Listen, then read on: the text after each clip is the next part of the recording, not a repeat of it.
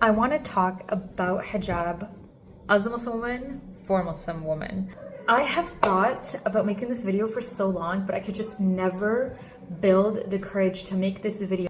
One, I doubted myself. Who am I even to be coming online to talk about this topic? I am not that qualified when it comes, actually I'm not qualified at all when it comes to Islamic knowledge or jurisprudence, so I just kind of feel like I'm underqualified to be talking about this. Two, I'm kind of like torn because on the one hand I do want to talk about it. I do think my perspective does matter.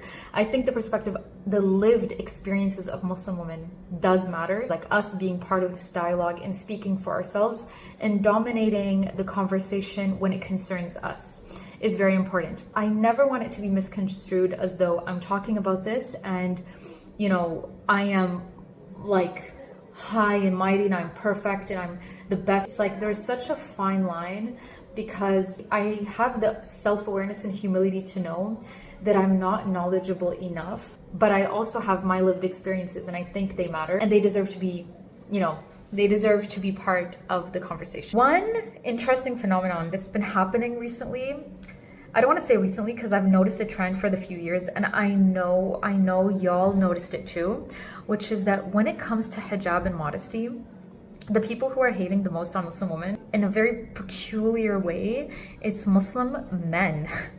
Like, come live in my shoes and then project your judgment. Even more oddly than that, it's Muslim men in the UK. More oddly and more absurd and a bit more weird is that it is Muslim men in the UK who have zero credentials to be talking about this. Not just that, but they don't actually have any qualitative or quantitative research on this topic.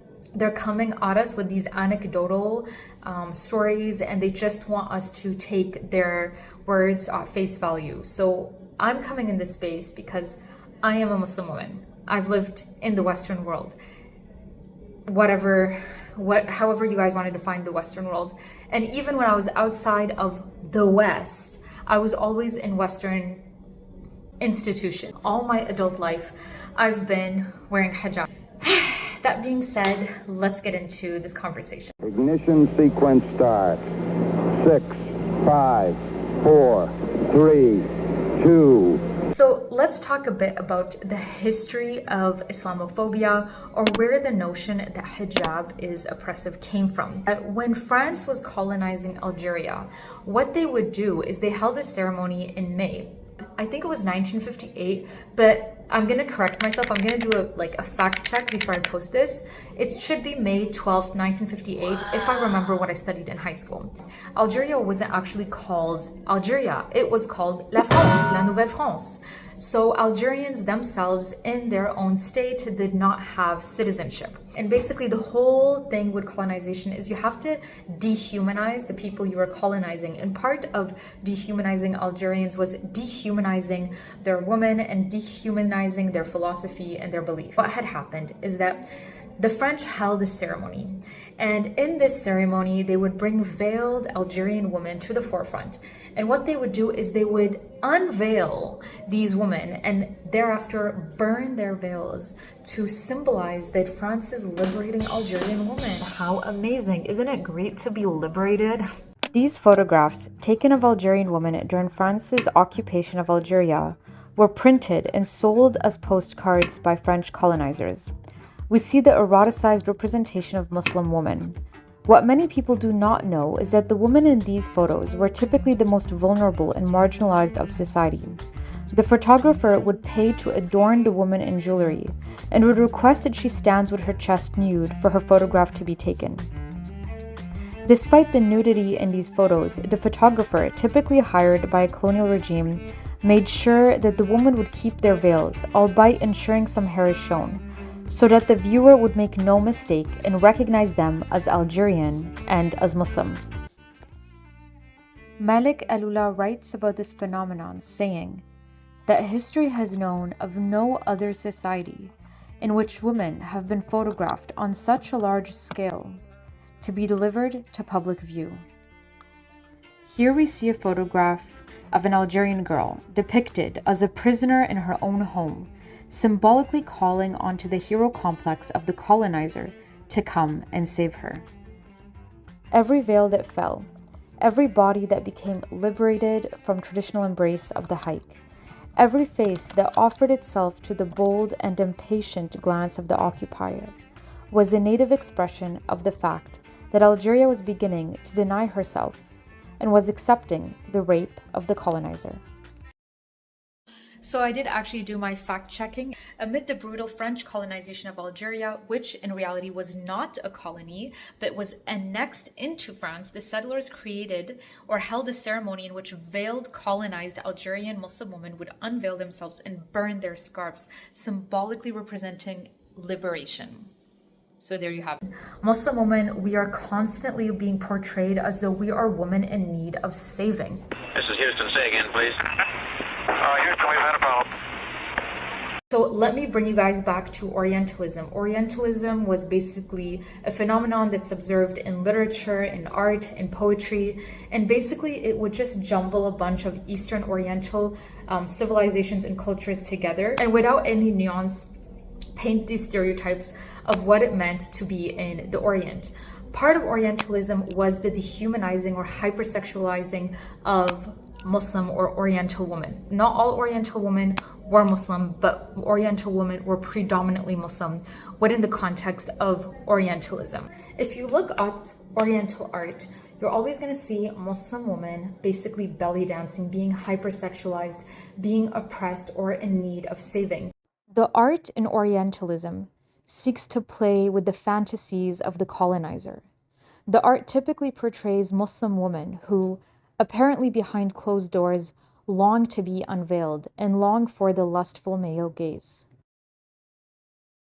This art was essentially used to incentivize soldiers to go and colonize Oriental countries. And by the way, if you look at what's happening today in Palestine, there is a lot of this hypersexualization and dehumanizing of Muslim women. Toying with lingerie found in Gazan homes, holding a female mannequin atop a tank. Guys, thank you, Hashem. I found a beautiful wife.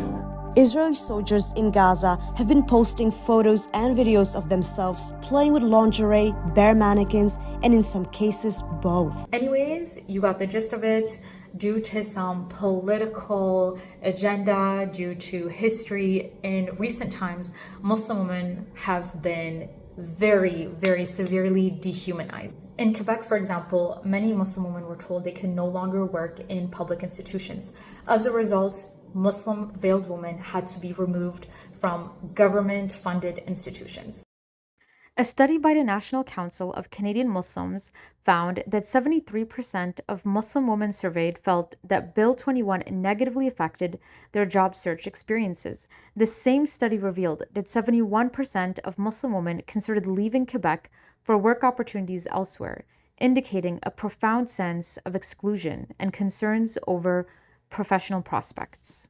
Another such example of this dehumanization of veiled Muslim women is what you see in France, in which veiled Muslim women are basically criminalized. I'm going to step off the limb now. That's one small step for man.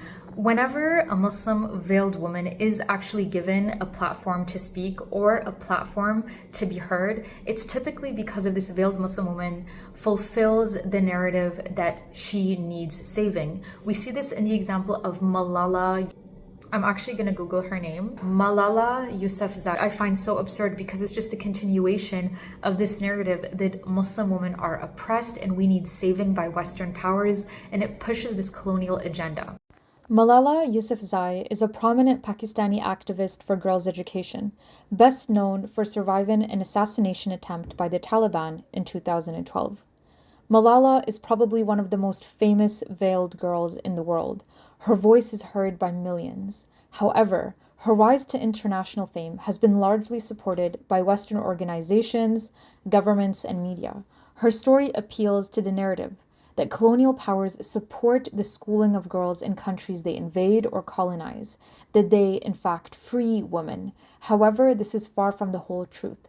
In fact, Western invasions of countries in the global South contributed to further instability that made it difficult for women and girls to access education. Tranquility Base here. The Eagle has landed.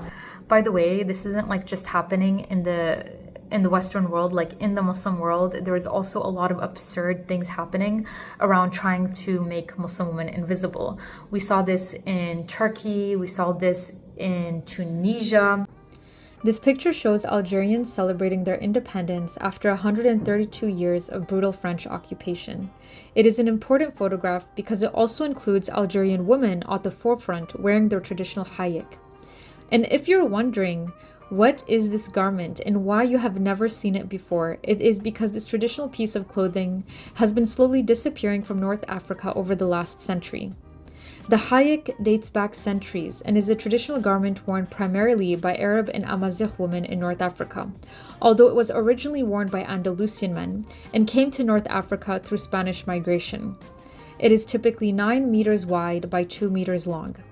Actually, you'll find different variations of the hayek across the Maghreb region.